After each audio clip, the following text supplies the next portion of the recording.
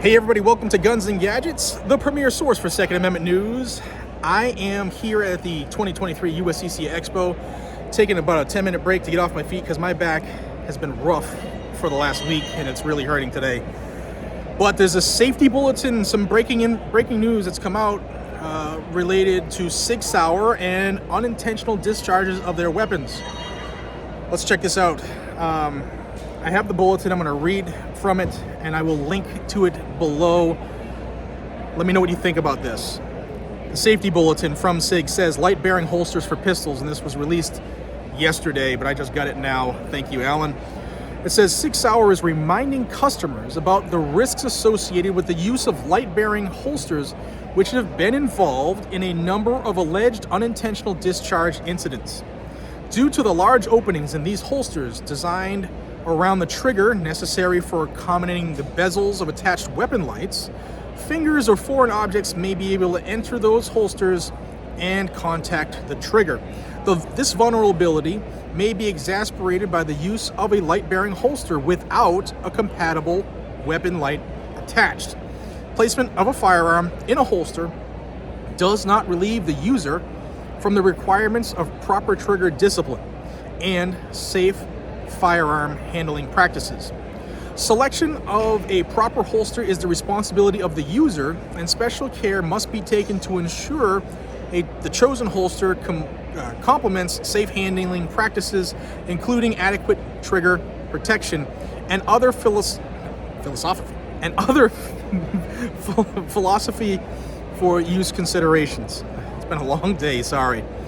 Holster manufacturers routinely publish warnings about the vulnerabilities of light-bearing holsters, including warnings printed directly in the manuals of these products and standalone bulletins. Examples are reproduced below, and I'll link it down below, but there's one from the Black Hawk T-Series holsters, a warning, and Safariland 7TS.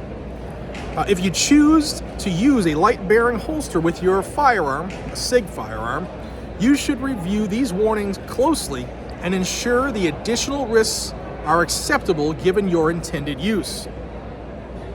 Certain specific models of light-bearing holsters have also recently been subject to safety bulletins issued by the manufacturer relating to firearm retention issues. These retention issues have been observed to contribute to a risk of unintentional discharge of holstered firearms under certain conditions. Any concerns regarding such holster issues should be directed toward the holster manufacturer directly. And there's some safety bulletins that they attach to that from a couple of years in the past. What say you? Is SIG passing the buck? Is SIG saying that if you have a light-bearing holster, that's causing discharges? What do you say? I agree with a lot of what they said,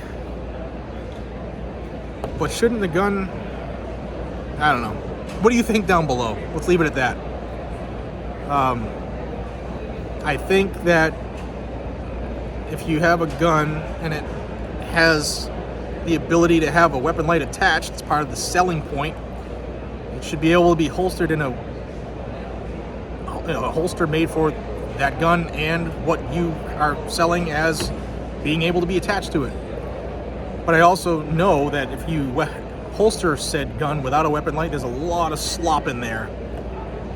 So let me know what you think down below.